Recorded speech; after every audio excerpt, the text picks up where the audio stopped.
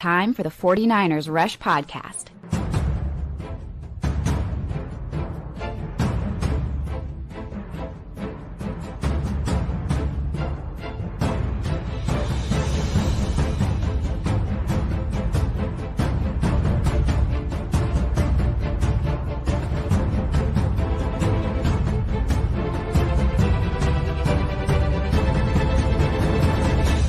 And here's your host, John Chapman.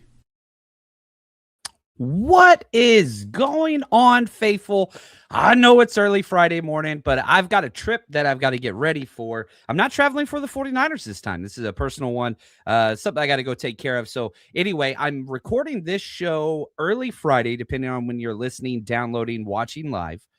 So early Friday morning at 10 a.m., I want to be on the John and Wayne show over on Wayne's channel. So had to bump this up even more. So if you want, once this show's done and concluded, you can jump over there to Wayne's channel. Everybody should support him anyway. He's the best there is. But come join us over there. We're going to talk more Titans. But this is our 49ers versus Titans, preview, scouting, predictions, bets episode.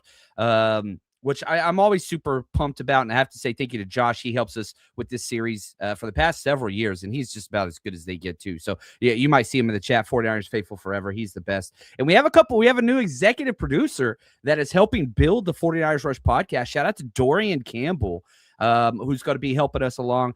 We always got Corey Robbins, 49ers George, David Gill. So the team that is the 49ers Rush just continues to build. And so I'm excited about that. So, we've got a lot of stuff to jump into today, but I got an email before we get into straight Titans talk that I wanted to talk about. Shout out to my man, Sean J. He's the best there is. He asked this question. So this isn't Titans related, so I wanted to bump it up to the start, and then we'll jump into all the Titans talk. He said, I know it's early, but I've been thinking of the draft. Besides offensive line, there are not many glaring holes that need to be addressed in days 1 and 2 of the draft. The D-line has a lot of quality depth. Wide receivers kind of the chalk answer, especially if you don't sign, Juwan Jennings, which that's a whole nother separate issue. But what are the thoughts there? The 49ers, since Kyle Shanahan and John Lynch have showed up, you had 2017, 2018, 2019, where it was, look, we've got to plug holes. We've got to fill the roster to kind of fit what it is they're trying to accomplish. But then after that, once they were established and they made that Super Bowl run, whatever else, then it was, okay, let's maintain, and whenever we have somebody leave, let's plug that gap. Now that the shift has changed to building through the draft, which John Lynch did a couple interviews this week and, kind of reemphasized that whole idea of, look, we are going to build through the draft. We are going to build through the draft. I think that this upcoming draft, and you got to see how things go. You could have retirements, you could have trades, you could have, releases, even though players are still in their schedule. You look at, 49ers lead the NFL in dead cap space this year because you cut like 6 players that you signed to multiple years, and now you're paying them to play for other teams.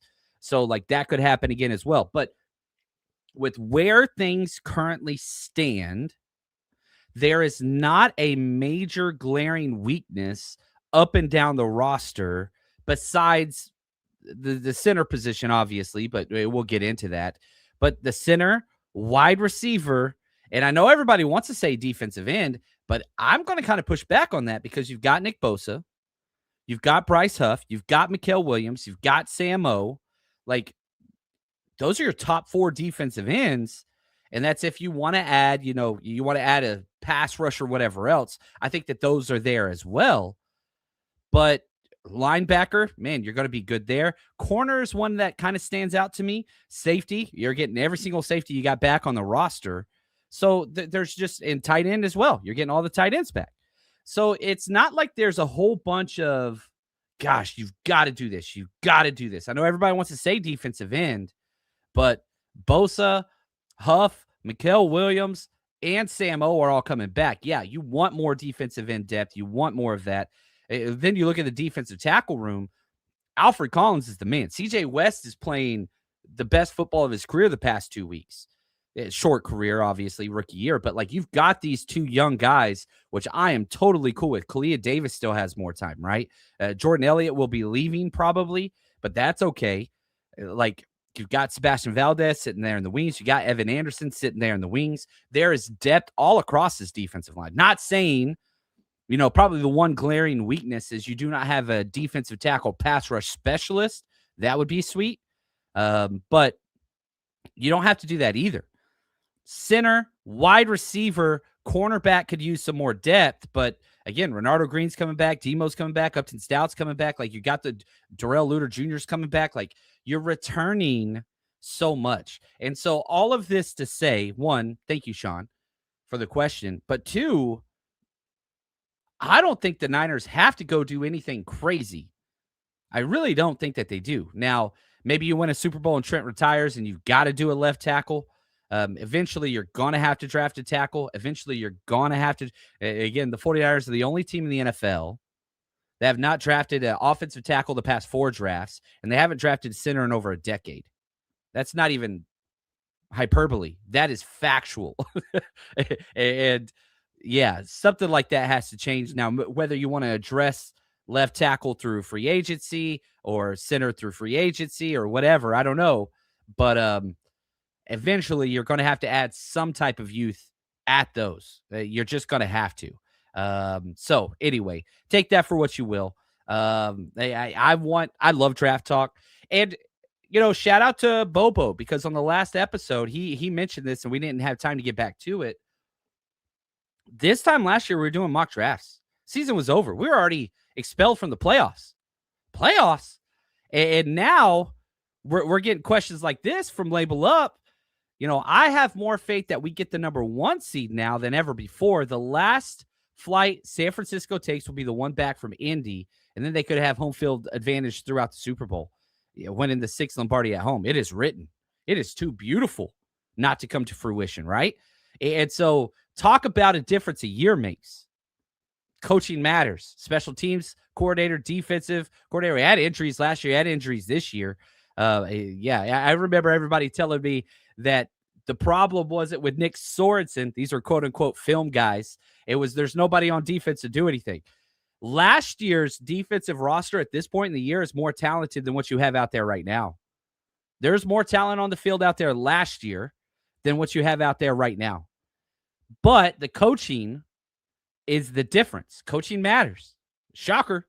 Coaching take from a coach, a former coach. That's what it is. Appreciate you. Look at JD. Well, I could catch a live for the first time in a while. Gonna be a good day. Yeah, it's bad that we're live earlier than normal, and I know it's Friday, and so apologies there, especially if this is somebody's day off. But the cool thing is when we go outside of our 10 a.m. scheduled time, we get some new names that perhaps we're not as familiar there. I expect a lot of Kyle Pitts questions in the future after that game last night. I'm not the best. Kyle Pitts going to make money. You're returning all 3 tight ends. Is Kyle Pitts better than Jake Tonjes? Yeah. Is Kyle Pitts better than Luke Farrell? It plays a completely different position. But you're returning Kittle, you're returning Farrell, you're returning Tonjes. I don't know. I don't want to spend top-tier money. You're already paying more at the tight end position than almost anybody else in the NFL. But I do like Pitts. Definitely just I'm not paying what it's going to take to get him. Oh, my man, Kim, bro. Appreciate you, man. He says, I usually send 10. The extra $1 and so you can hire a sound guy to fix the ads going from a whisper to yelling. Love the show. Appreciate the $1. Yeah, it gets rough.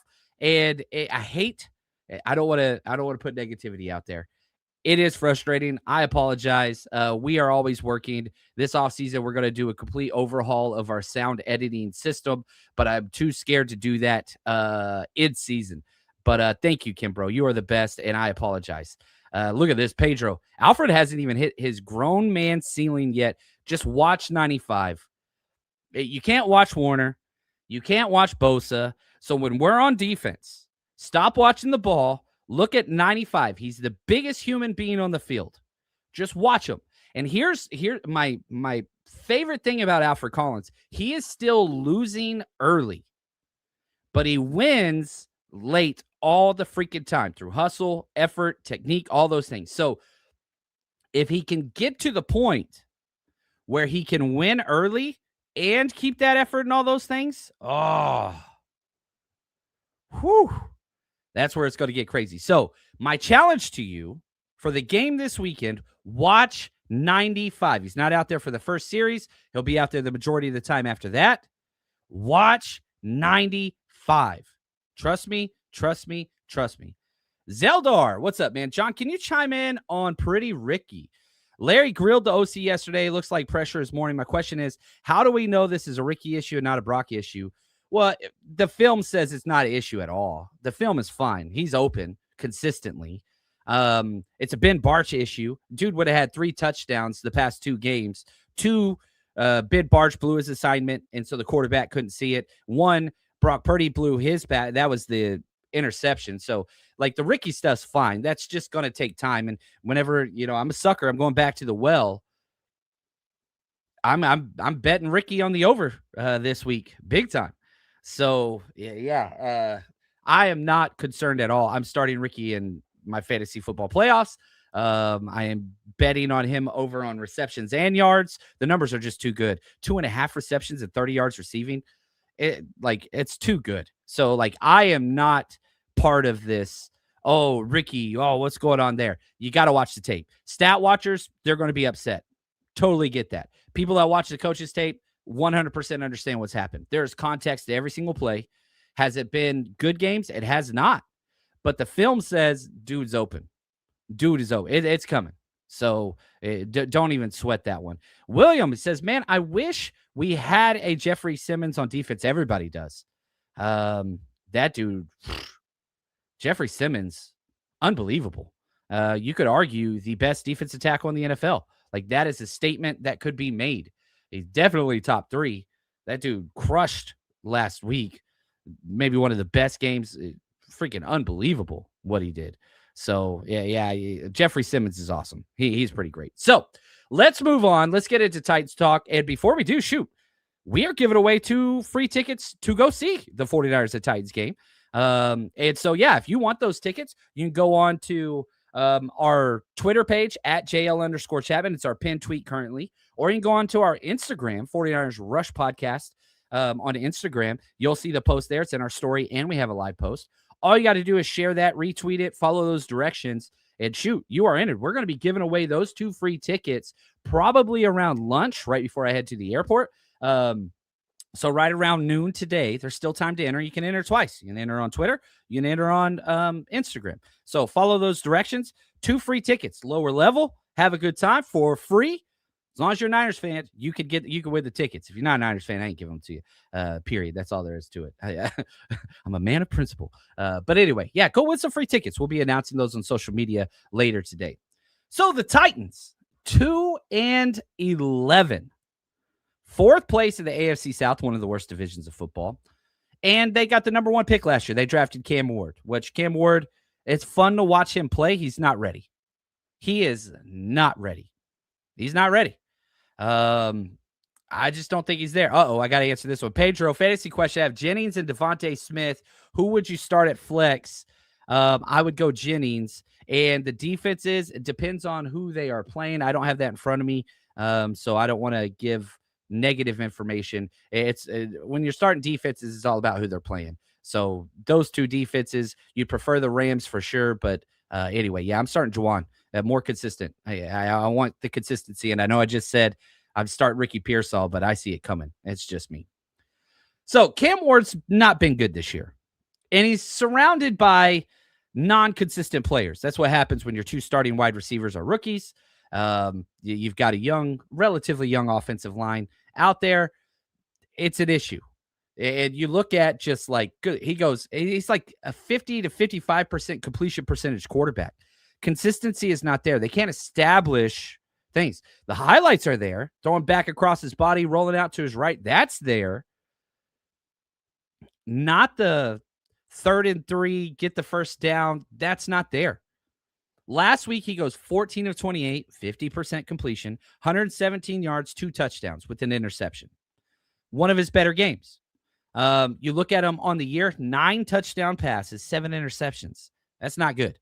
Now, I'm curious, just off the top of my head, I would have looked, where's Brock Purdy at? 9 touchdowns, 7 interceptions. The difference is Brock Purdy's played 5 games. Cam Ward's played all the games. And yeah, 9 and 7's not good for Brock either. That is bad. But then you start looking like 66% completion percentage. He's got way more yards. He's got everywhere else. And probably the biggest indictment against Cam Ward, he leads the NFL in sacks 49 times. 49 times. Now, I am not shout out to Captain Niner, Talofa, brother. He says, Cam's a great athlete, but not the best quarterback yet. And I believe in the goldfish principle. Like, quarterbacks need to be surrounded and protected to have success. They already fired their head coach. They fired, whatever else. That's not a good team to be a part of. Calvin Ridley's hurt. Center's hurt. It's not a good team. I am not one of the, I'm not writing Cam Ward off.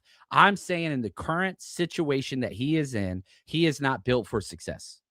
They have not created a situation around him. And whenever I watch the play calls, I'm just like, what are you doing? Like, why don't you help this kid out? Like, it's not that he's bad. They're asking him to play at the greatest degree of difficulty and make these ridiculous reads with very inexperienced wide receivers consistently. And it's just, I don't want to say not fair. Like, dude's making millions. He's going to be fine. But it's like, dude, help him. Like, I can just imagine it almost be like a Key and Peele skit. Have Kyle Shanahan sit down unfiltered watching Titans tape and have him like roast what the hell they're doing. Kyle Shanahan would have a conniption. It'd be like Todd Bowles' post-game press conference last night. It'd be F-bomb filled. What the hell are you doing? Why you got 2 rookies out there with a rookie quarterback? They don't know what they're doing. They're not reading the right routes. Why are you making these 7-step play calls against this? And like, you're not giving them any pre-snap indicators. Like, Kyle Shanahan would flip his lid if you asked him to sit down and watch the Titans offensive film. He would laugh, he would cuss, and like, dude, he would fire so many people over there because they're just not helping, right? And you go to the Brock Purdy whatever discourse and Avengers and, oh, well, Shanahan, quarterback whispered, all those things. Those things are true. Could Cam Ward be, successful if you swapped him and Brock Purdy? I think definitely more so. But, man, it's just weird watching them. It's weird. What's up, Nick? Appreciate you guys. Oh, what's up, Paul Hope? My man. Paul's a freaking man. That's what's up. Oh, we got Flackers in here, too. See, this is what happens. I go early. All the across-the-pond heroes start showing up. Avengers Assemble. I love it, man. It's wonderful to see you guys in here. I miss you guys. Can't wait to be with you guys. Man, little sliver of hope for that 49ers Europe game. Hopefully London. Obviously, that's what we all want. But anyway, dude, I love it. Oh, shoot, this is awesome. I'm freaking, I got it. Look at this. UK faithful represented in the chat. Everybody go check out the show. The UK faithful podcast. I won't put the letters out there, but they are the best of the best of the best. Man, love you guys. What's up, Sean? Appreciate y'all. Now, the Titans O-line, not awful, not good. They have good guard play. Both of their guards actually, like Pete Skoronski, who was a tackle they kicked in, and then Zeitler, pretty solid. And if you look at their tackles, Dan Moore and J.C. Latham, like, yeah, you should be getting good play there, but they're not. So the tackles, you've invested a lot of money and a lot of draft pedigree and all those things, just not panning out. The center has been banged up, but I do expect him to play. You look at the Titans injury report, Lloyd Cushenberry, their starting center, has back-to-back limited practice. He's got a foot issue. Cornerback Jalen Amore Davis, limited with an Achilles, but Dan Moore, left tackle, questionable with the neck. Defensive end, CJ Ravenel, he's more of a special teams guy, toe. And then Kevin Zeitler, the other guard, like, they're just banged up, but they're all practicing. Like, I don't think they're going to have a lot of guys out. James Williams is the only guy who did not practice this week. He's one of their linebackers, and he's sick. He's got the CMC thing. That's there. So, yeah, their injury issues aren't week to week or day to day. You kind of know who's going to play for them. Look at this. Nick on Nothing But Niners. Appreciate you, Nick. You are one of the best of the best of the best. Just stop it in to say what's up. Respect, man. Love for you, brother. Oh, look at this. We got Seattle Faithful. We are covering a lot. Hey, now, I thought we were the best. Can we be tied with the UK folks? You got to start a podcast. They got a podcast over there. I'm just saying, Alex, of course, you're the best. Seattle Faithful, which, hey, there's a chance also the playoffs. Shoot, if Seattle wins the division, which I don't want to happen, but you give me a chance to travel to Seattle again, I ain't going to miss that. Uh, I love it, Flackers. I ain't put that on the screen, though. I love you, man. I love it. So now you talk about what the strengths of the Titans are. They got 2 good guards on offense. They got 2 good running backs.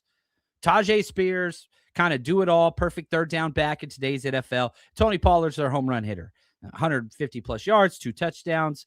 Shoot, man. Tony Pollard, he's done a lot. That's their offense. Now, you flip to the defensive side. Dude, their strengths, they stack up on the inside again. Their 2 defensive tackles are as good as any team in the NFL. You talk about, Simmons, Jeffrey Simmons, and Devondre Sweat. There's not a better defensive tackle tandem in the entire NFL. There is not one. They are that freaking good. Now, outside of that, that's where it starts to get rough. But their defense is more talented than their offense, for sure. But whenever we go through these rankings, you're going to be like, really? Are we sure about that? Because the rankings just aren't there.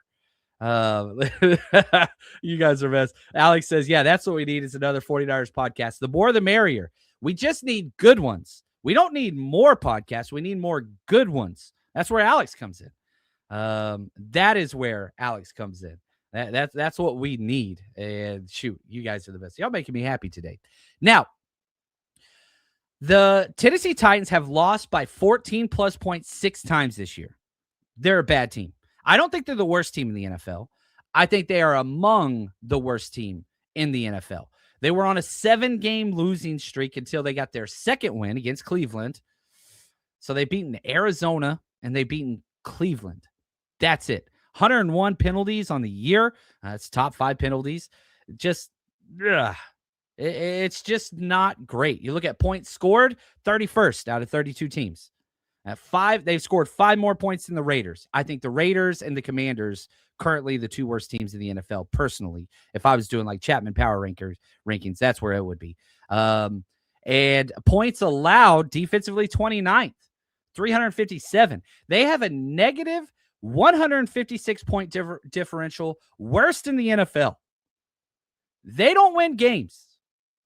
They do not win games. Listen to this. Lost to Denver, lost to Rams, lost to Indy, lost to Houston, beat Arizona by 1, lost to the Raiders. That's the biggest indictment in pro sports. Blown out by the Patriots, blown out by Indianapolis, barely lost to the Chargers, bye week, lost to the Texans, lost to Seattle, blown out by the Jacksonville Jaguars, barely beat Cleveland. And then you look at their schedule. They've got at 49ers, Chiefs, Saints, Jacksonville. Maybe 3 wins. They might be able to beat the Saints. Maybe. That's it. Now, just to put into perspective and try to hold this like line accountable, 49ers points scored 16th in the NFL. Points against 10th, top 10. 49ers have a plus 38 point differential. It's a pretty big difference there. Now, the PFF overall unit rankings for the Titans and the 49ers, offense for the Titans, 31st. Not good. Defense, 16th. Average on a per snap by snap basis. And again, a lot of that has to do with those 2 defensive tackles, Simmons and Devondre Sweat. Special teams, 20th. Overall, 31st. All right, 49ers, exact same thing. PFF, analytical, snap by snap, unit rankings. Offense, the 49ers are 9th. Defense, 25th. Special teams, 2nd. Number 2, baby. Overall, 13th. Gotta love it. Now, before we dive into the coaches, because a lot of you guys probably aren't going to know these coaches and their history and all that stuff, where they come from. I think that kind of tells the picture, because when we go through that, it lines up with the coaching philosophies that they came from, the trees and all that kind of stuff. I think it matters. But we finally have all the details. I haven't finished making the flyer yet. I slept in a little bit this morning.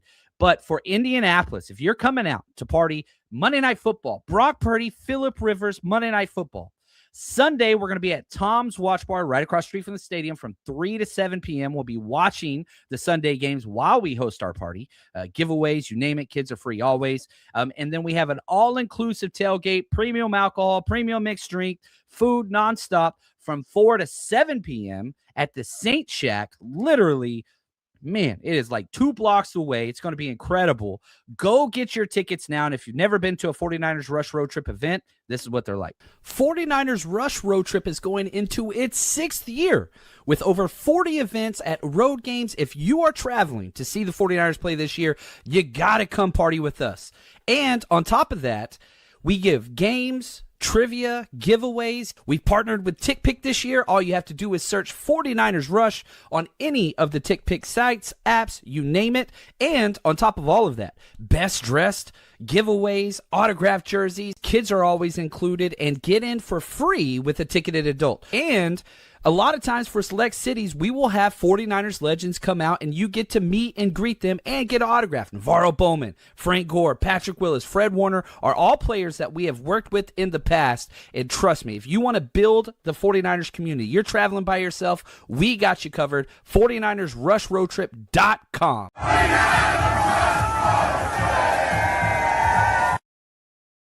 All right, let's dive into the coaching staff.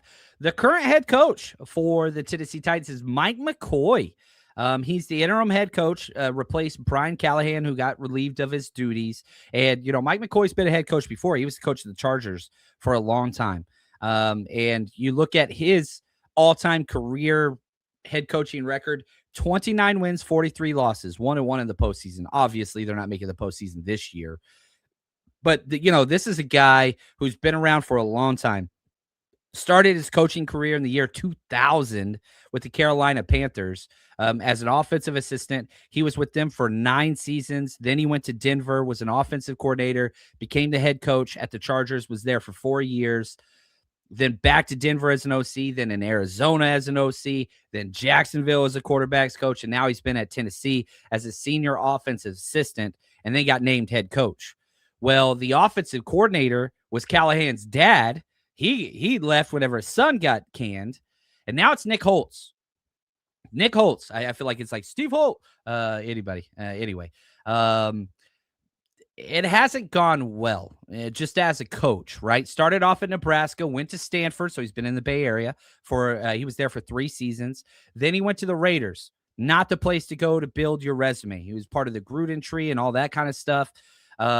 Was with them for about 7 seasons, 8 seasons, went to UNLV as an offensive coordinator, went to the Jacksonville Jaguars as a pass game coordinator, and now he's the offensive coordinator over at Tennessee, and just no clue how this guy maintained his job or got, is where he is, but he ain't going to get hired at another one for a while.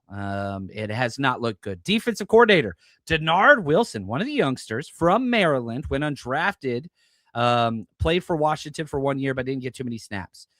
High school route, went back to DeMartha High School in Maryland, coached there. Then he jumped to the Maryland Terps, was a GA there. Then the Rams back in St. Louis, went with them all the way to Los Angeles. Jeff Fisserday, 7-9 bullshit.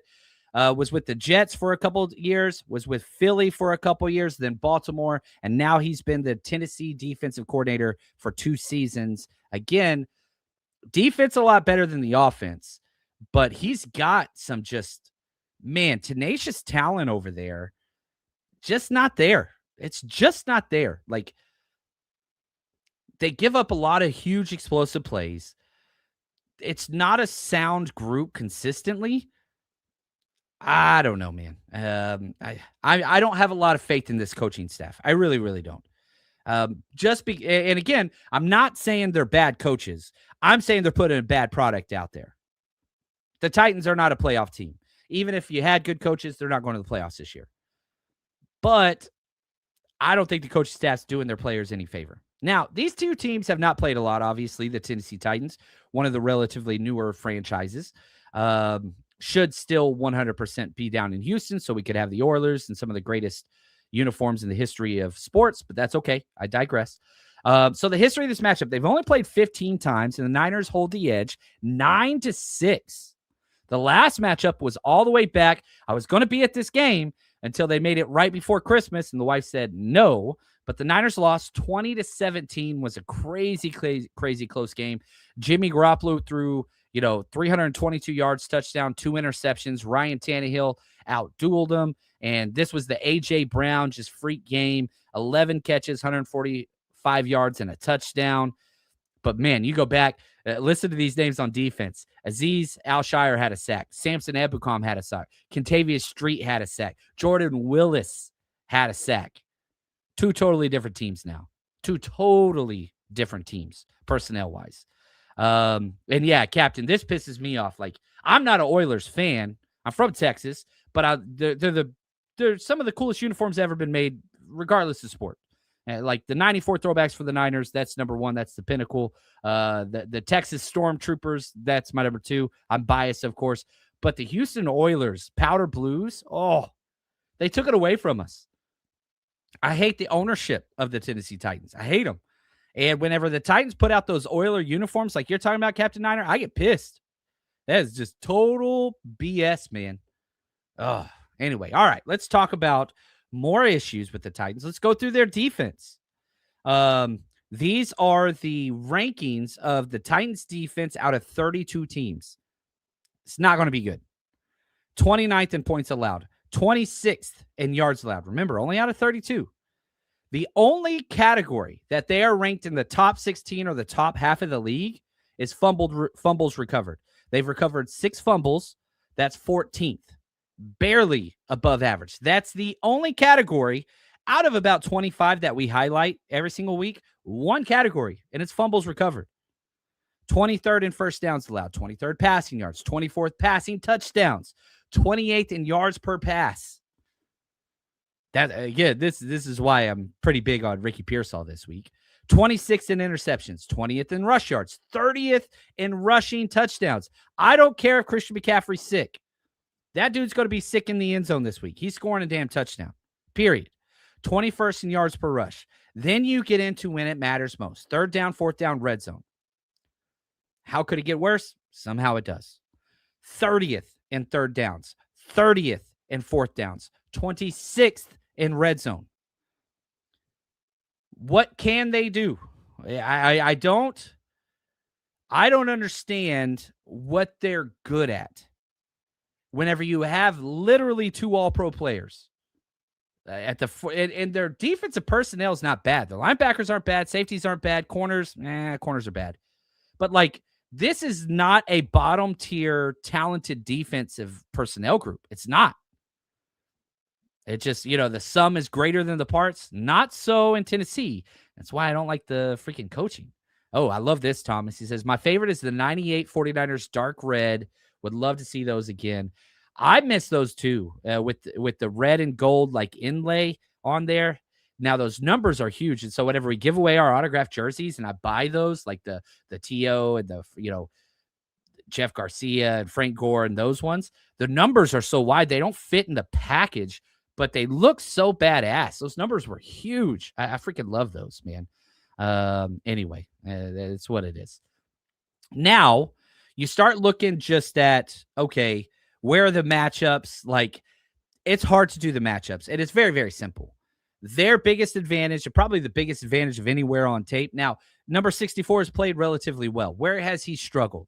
Against these oversized, super strong, big defensive tackles. Well, he's got 2 of them this week. And so the guards, we'll have to see. They're playing better, but we're an undersized offensive line group by design, especially on the interior. So you're talking, Spencer Burford, number 64, and Dominique Pooney, who's playing the best football of his career. He looks like he's finally back to his rookie year, but 3 smaller interior guys against 2 of the biggest defensive tackles in the sport. So Jeffrey Simmons, and so can you mitigate? They're going to beat us up the middle with these 2 guys. It's just what's going to happen, but can you not allow that to wreck the game? 64 has been playing pretty good football lately. Still getting posterized and got his, hilarious laugh out loud plays 4 to 5 times a game. But you're about a 3-game stretch in a row where number 64 has had at least one highlight per game. That's new. So maybe that can continue. But if you're worried, like, okay, how can the Titans win this game? Dude, they're going to have to be +2 in the turnover ratio. They're going to have to dominate and screw up the entire offense with those 2 defensive tackles. They're going to have to be good on special teams, and they're going to have to convert in the red zone. Like, all those things are musts. If they skip one of those, they lose. Like, so you have to hit basically a 5-game parlay for the Titans to win this game. It's doable any given Sunday, but there's a lot of, okay, +2 in the turnover ratio. These 2 guys have to have career-type games. They've got to be perfect in the red zone. They've got to be good on third down. Like, special teams can't be what it has been for the Niners. All that stuff. That's where it's a lot. It's a lot. Now, flip it the other way. What are the Niners' advantages? Everywhere. Might be some of the worst corner play I've seen from, Marcus Harris and Darrell Baker Jr. are their starting corners. Those are their starting corners. And then you've got Kevin Winston Jr. As their nickel. Their safeties are decent. Their linebackers are decent. But, man, CMC against everybody, yes. George Kittle against everybody, yes. Juwan Jennings against these corners, yes. Ricky Pearsall against these corners, yes. Just yes. The only advantage is those defensive tackles. I want to see a lot of outside runs and C-gap runs. This is George Kittle run through the C-gap type game. Run through the C-gap type game. And I think that is freaking awesome. And I want to see it, and I'm excited about it. Oh, man. I'm pretty pumped about it. Now, before we flip over to the Titans offense, hey, Bay Area, you got a need? This guy right here is going to fix it. You want to support local business? You want to do what's right for the environment? Go to the mattressguyco.com. Locally owned business, diehard Niner fan that supports the show, supports the 49ers Rush road trips. He is a legend. So if you have a mattress you want to get rid of, you just go to the mattressguyco.com, set an appointment. They come pick it up. Easy peasy. Support. I mean, it's a win-win-win. Go to the mattressguyco.com, support local business, and do what's right for the environment. I love it. It's a win.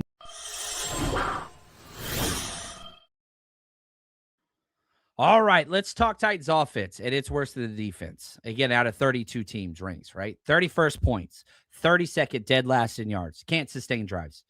18th in turnovers, 30th fumbles lost, 9th in interceptions. That is their only one above the 16 cutoff. So just the top 16 are better than average. Interceptions. Cam Ward's not throwing interceptions. He's not. 32nd first downs. Dead last, man. 31st passing yards. 32nd pass touchdowns. Dead last. 32nd pass yards per attempt. Dead last. 31st rush attempts. 31st rush yards. 29th rushing touchdowns. 32nd and third downs. Cannot get first downs. They're at 29%. 29. Ugh. It's so bad. 27th and fourth downs. And 22nd in the red zone. They've only been in the red zone 23 times all year. That's it. 49ers offense 41 times. Almost doubled them up. It's not a good offense. Their offensive line's good. Their 2 wide receivers, Alec Manor, Van Jefferson, and Chimere Dike, not on the same page. Now, Dike seems to be the guy moving forward. You got Alec, Stanford guys. You guys know what's up. He's the downfield threat, the big play, whatever else. But Dike seems to turn into the go-to guy. Chika Okonkwo, their tight end. I wish they'd get him the ball more. Like, just make easier throws for this guy, but it's just not happening. I get frustrated watching the tape. I'm just like, why are y'all doing this to him? And now Charvarius Ward, sorry. Ward's not doing anything to help him out. Like, he's not playing well, but Cam Ward's not the issue on this team. It's really, really not. Coaching matters. They don't have good ones. Now, I cannot find anywhere that they have the advantage. The only thing that scares me is Ellick, Manor going deep against number 2, Renardo Green, who's given up, 2 huge touchdowns in back-to-back games. That's the only one where I'm just like, dude, you got to cover the deep third when you're in deep thirds. It's very, very simple. But that is my biggest concern. Tony Pollard's going to make some tackles, missed tackles and whatever else. He's great, but there's not much I'm just like, ooh. And the 49ers defense is the weakness of the team, right? Like the entire game plan is, dude, win offense, win special teams, 2 out of 3 phases, you win the game. Defense has been playing up. I think they'll be able to do that again because, again, this is a bad quarterback team. And Robert Saleh, God bless him. I love him. My favorite thing he's done this year is when you're playing bad quarterback play, and I've gotten a lot of comments about like, oh, look, the 49ers schedule's actually really, really hard. Not if you look at quarterbacks. And Robert Saleh's done the exact same thing when they played Michael Penix and the Falcons, Jackson Dart and the Giants, Bryce Young, who I do put in that bad quarterback play. I know he's shined some moments, Shadur Sanders, and now Cam Ward. Make inexperienced, inconsistent quarterbacks beat you from in the pocket consistently. That's the game plan. Look, 49ers can't rush the passer. You're dead last in the NFL in sacks. Who gives a damn? You make them fight against you. You make them worst at third downs, worst in yards per pass, worst. Most sacks in the NFL. Beat us from in the pocket. Cam Ward wants to escape to his right and use that rocket launcher arm and throw deep. Keep him in the pocket. You ain't got to rush him. You ain't got to sack him. Sacks are great. He's the most sacked quarterback in the NFL too. Just keep him confined. Can he flawlessly execute down the field, 10-play drives consistently 4 to 5 times a game? If he can, they deserve to be in the game. He hasn't been able to do it yet this year. Did do it last week a little bit, but 2 interceptions, like, it's still not great. Not great. So make the quarterback beat you. The 49ers game plan is simple. Simple. Now, last week with the 49ers out, we kind of took a hiatus on betting. We were just going to kind of like, I don't bet what I don't know. And we're up big on the year. This might be the biggest betting week we have all freaking season long. We're definitely putting the most money at risk. We're going to talk about some of those right after this.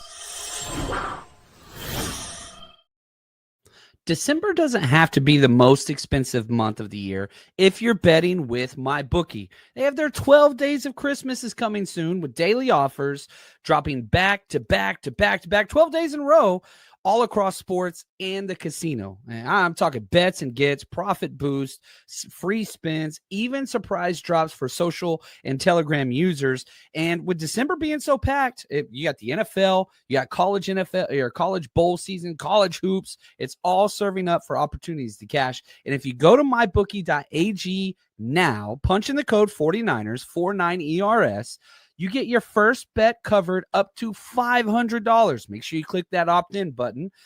If you go big and miss on the first bet, use your bet back bonus token and run it back. Bet anything, anytime, anywhere. And I mean anywhere. I've used this in California. I've used it in Texas. Doesn't matter where you're at. Go to mybookie.ag. Use promo code 49ers. And again, bet anything, anytime, anywhere, only with MyBookie.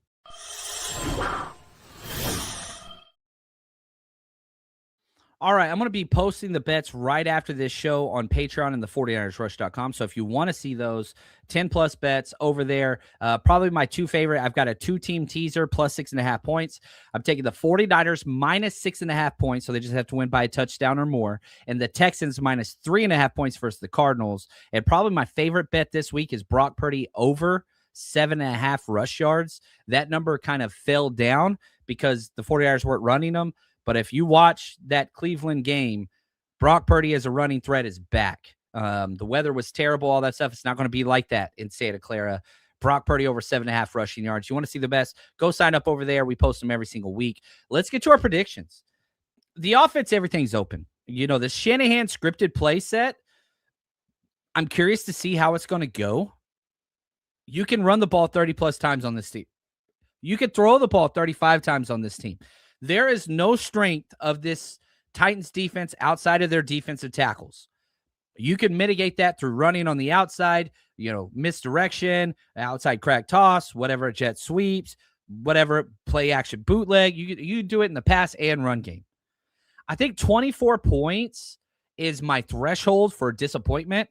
I know usually it'd be like, dude, you should score 30 points on this defense, but I think both teams are going to try to run. So I think it's going to be a shortened game. We saw this. What was it? The Arizona game? No, it wasn't the Arizona game. What game was it where it was just like, dude, the Carolina Panthers game, where it was like, dude, this is the fastest game I've ever seen because both teams were committed to the run. I could see that again. So I think that could be there. So usually I would say offense should score 30 plus against this defense, and they should, but I think it's going to be a shorter clock because both teams are going to run. So I don't think there's going to be a lot of possessions, a lot of time. I just don't see that. William says, will Kyle and Saleh call anything new on both offense and defense? After the bye week, yes. After the bye week, you're going to give something, a little wrinkle for other teams to study and put on tape. It's going to be a new defensive look. It's going to be an exotic drop into an inverted cover 2 look from something you haven't done before on a defensive scheme. Yeah, you'll see something. Just a wrinkle or two just to introduce it so other teams have to talk about it. Now, we used to do the same thing at the high school level. Like, all right, we've got our rival coming up this week. We're going to do this. Shout out to Duncanville. Handle business. 8th consecutive semifinalist appearance in the state of Texas. Go get it, man. Go get it. Go get that championship. Defensively, force the rookie quarterback to not be a rookie quarterback. You've done it over and over and over and over again. Keep Renardo Green deep. Tell him, give up the short, quick out routes, the comeback routes. Don't bite on double moves. Good Lord. Did you watch Mike Evans last night? I really hope you did because, dude, stop biting on double moves. Stop it. Stop it. What's it? Get help. Like, what's the Michael Jordan meme? Stop it. Get help. Like, you can't keep making dumb decisions as an outside corner in a cover 3 quarter scheme. You can't do it. Yeah, he continues to do it nonstop. Elliott's going to eat your lunch. Again, don't let him do it. Let him get the underneath stuff. Just stick with what you are. If you bring pressure, 5 guys only. I don't want to see any 6-man pressure where an explosive play over the top can happen. 4 or 5-man pressure. Stick to what you do. Make it look exotic. Keep it simple, stupid. I saw it in the chat. Life is easy. I've got the 49ers controlling this game, winning 27-13. And I think it's going to be worse than that. Like, I could see it being like 27-10 with like the start of the fourth quarter. And you're up that and you're just kind of grinding the clock down in the fourth quarter and they get a field goal late or something like that. So I have the 49ers winning, getting to 10 wins. Remember last year, only 6 wins. I have the 49ers winning this game, being in control, start to finish. It's not going to be a quote-unquote easy game in the first and second quarter. There's going to be frustrations as there are with any NFL matchup, but the Niners are the better team offensively, defensively, special teams, coached. They have more blue chip players. There is nothing that I would take from the Titans over what the 49ers have outside of the defensive tackle room. And the defensive tackle room is not even a weakness for the 49ers. I would just argue the Titans have the best starting defensive tackles in the NFL. Niners control, take care of their business, handle everything. I'm going to be on the John and Wayne show over at the Wayne Breezy Network right after this, so everybody go over there. And we will be live as soon as the game ends, as we always are, with a celebration, hopefully, or a therapy session. You guys are the absolute best. Thanks for joining me early this morning. And until next time, stay strong, faithful.